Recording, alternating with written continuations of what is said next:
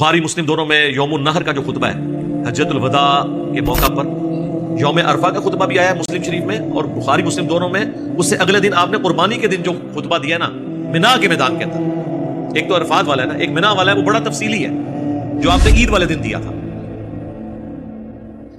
منا کے میدان کے اندر، اسے کہا جاتا ہے یوم النحر کا خطبہ۔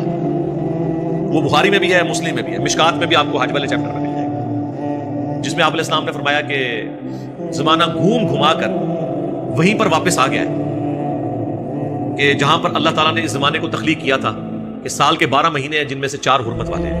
وہ مشرکین عرب جو جنگیں لڑنوں کے چکر میں ان مہینوں کو آگے پیچھے کر دیتے تھے نا، تو وہ اتنی دفعہ آگے پیچھے کیا کہ وہ آئٹریشنز پرفارم ہو کے اپنی اصلی جگہ پہ آ گیا جس سال نبی علیہ السلام نے حج کیا۔ اور پھر آپ علیہ السلام فرمایا کہ آج کا دن کون سا ہے؟ صحابہ نے کہا اللہ اور اس کا رسول بہتر جانتے ہیں۔ حالانکہ صحابہ کہتے ہیں ہمیں پتہ تھا، لیکن ہمیں گمان ہوا کہ شاید اللہ کے نبی علیہ السلام آج کے دن کا کوئی اور نام رکھتے۔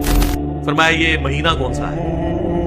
سب نے کہا اللہ اور اس کا رسول بہتر جانتے ہیں۔ یہ شہر کون سا ہے؟ سب نے کہا اللہ اور اس کا رسول بہتر جانتے ہیں۔ پھر نبی علیہ السلام نے پوچھا کہ کیا یہ یوم النحر قربانی کا دن نہیں ہے؟ سب نے کہا بھلا یا رسول اللہ۔ کیا یہ ذوالحجہ کا حرمت والا مہینہ نہیں ہے؟ سب نے کہا بھلا یا رسول اللہ۔ کیا یہ شہر مکہ نہیں ہے حرمت والا؟ بھلا یا رسول اللہ صلی اللہ علیہ وسلم۔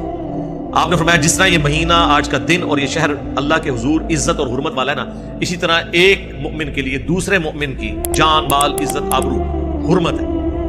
اب خانہ کعبے کی توہین کا کوئی نہیں سوچتا، لیکن کسی کے حق دبا لینے کو لوگ چھوٹا گناہ سمجھتے ہیں۔ یعنی جس طرح تم یہ ان حقوق اللہ کو اتنا بڑا سمجھ رہے ہو نا، اسی طریقے سے اللہ کے نزدیک حقوق العباد کا معاملہ بھی بہت سینسٹیو ہے۔ پھر آپ نے فرمایا جب قیامت والے دن اللہ تم سے میرے بارے میں پوچھے گا کہ میں نے کیا اپنے رب کا پیغام تم تک پہنچا دیا، تو تم کیا جواب دو؟ سب نے کہا یا رسول اللہ آپ نے پیغام پہنچا دیا، آپ نے حق ادا کیا، آپ نے ہماری بڑی خیر خواہی فرمائی۔ پھر نبی اسلام نے آسمان کی طرف انگلی کی اور پھر صحابہ کی طرف، اللہم اشہد اللہم اشہد اللہم اشہد، اے اللہ گواہ رہنا گواہ رہنا گواہ رہنا، یہ مان رہے ہیں اس بات کہ میں نے تیرا پیغام ان تک پہنچا دیا، کیونکہ اللہ کے نبی کو پتا تھا کہ مجھ سے بھی اللہ نے پوچھنا ہے، فَلَنَسْأَلَنَّ الَّذِينَ أُرْسِلَ إِلَيْهِمْ وَلَنَسْأَلَنَّ الْمُرْسَلِينَ۔ پھر نبی السلام نے فرمایا کہ اب یہ تمہاری ذمہ داری ہے کہ جو پیغام تم تک پہنچا ہے ان لوگوں تک پہنچا دو جو یہاں پر موجود نہیں ہیں، اور بس اوقات جسے بات پہنچائی جا رہی ہوتی ہے وہ زیادہ یاد رکھنے والا ہوتا ہے بنسبت اس کے کہ جو بات پہنچا رہا ہوتا ہے۔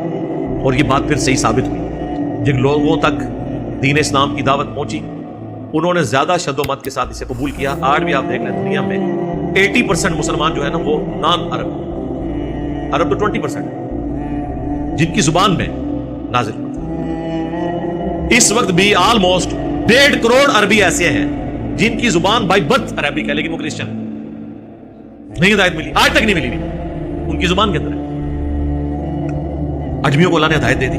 حدیث کی ساری کتابیں آپ کو جو جتنی مین سٹریم کی ہیں یہ سب نان عربک لوگ ہیں۔ امام بخاری جو ہے وہ رشیا کے رہنے والے تھے، امام مسلم ایران کے رہنے والے، آج بھی نیشا پور جگہ ہے، امام ترمذی ابو داؤد افغانستان سے، اندازہ کریں آپ، یہ سب لوگ یعنی نان عربک ہیں اور اللہ نے ان کے ذریعے کام کیا، بات پوری ہوئی ہے۔ تو نبی صلی اللہ علیہ وآلہ وسلم نے یہ بات منوا دی۔ اس کانٹیکسٹ میں ایک اور حدیث بھی ہے صحیح بخاری میں کہ قیامت والے دن نوح علیہ السلام کی قوم یہ کہے گی کہ ہمارے پیغمبر نے ہم تک توحید کی بات پہنچائی نہیں، وہ انکار کر دے گی۔ عذاب دیکھ کے یہ حالت ہوگی کہ وہ کہے کہ چلو یہ بھی ایک معنی کر کے دیکھ لیں، ٹھیک ہے۔ لیکن پھر بخاری کے الفاظ ہیں کہ نبی صلی اللہ علیہ وآلہ وسلم کہتے ہیں کہ حضرت نوح علیہ السلام کے حق میں میری امت گواہی دے گی کہ نوح علیہ السلام نے پیغام پہنچا دیا تھا، کیونکہ قرآن میں تو حضرت نوح علیہ السلام کا ذکر کتنے شد و مت کے ساتھ ہے۔ سورۃ الاعراف میں بھی پہلی جو تفصیل ہے وہ حضرت نوح علیہ السلام کی آئے گی کہ انہوں نے کتنی محنت کے ساتھ، پھر سورہ نوح میں تو کیا سوز و گداز ہے۔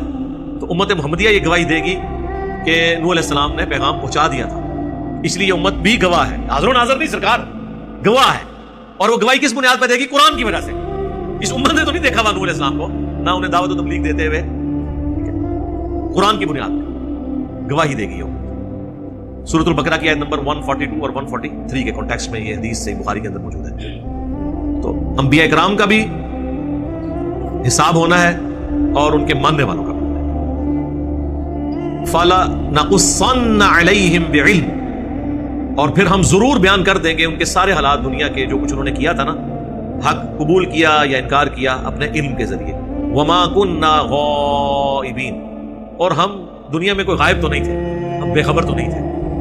یعنی یہاں پہ اللہ تعالیٰ نے یہ عقیدہ بھی دے دیا ہے کہ یہ فرشتے جو حساب کتاب لکھ رہے ہیں، اللہ تعالیٰ کسی حساب و کتاب کا کوئی پابند نہیں ہے، کیونکہ اللہ کہتا ہے میں غائب تو نہیں تھا، میرے سامنے سب کچھ ہوا ہے، ہم اپنے علم کے ذریعے خود بتا دیں گے کہ کس نے کیا کیا۔ اور یہ سب سے خطرناک معاملہ ہے، کوئی شخص فرشتوں کو بھی دھوکہ دے رہے، اللہ کو دھوکہ نہیں دے سکتا۔ فرشتے ہمارے دل کا حال نہیں جانتے، الا یہ کہ اللہ کبھی مطلع کر دے۔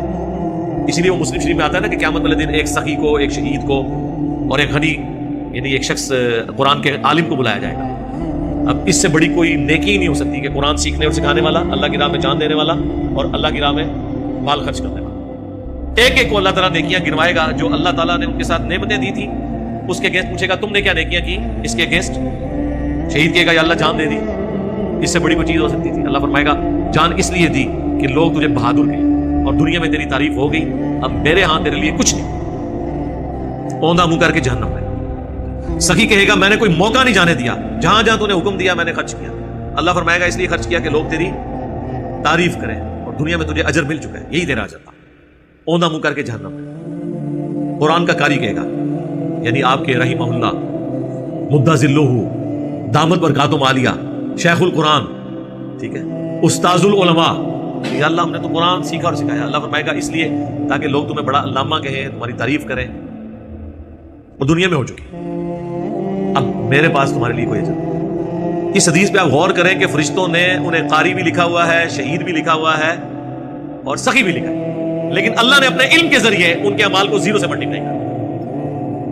یہ وہ چیز ہے یعنی اندر اللہ اور جو بندے کا معاملہ ہے نا، یہ بڑا یونیک ہے۔ اللہ تبارک و تعالیٰ چاہے تو کسی کو پکڑ لے کسی معاملے میں اور کسی کو اس نے نیت کی وجہ سے چھوڑ دے، یہ اس نے فیصلہ کرنا ہے۔ اللہ تعالیٰ ہمارے ہم ضرور بیان کر دیں گے اپنے علم کی بنیاد پہ، اور ہم کوئی غائب تو نہیں تھے۔ مجھے ڈاکٹر سرار صاحب کا جملہ یاد آ گیا کہ ہم اپنی داڑھیوں اور پگڑیوں سے پبلک کو تو دھوکہ دے سکتے ہیں، اللہ کو دھوکہ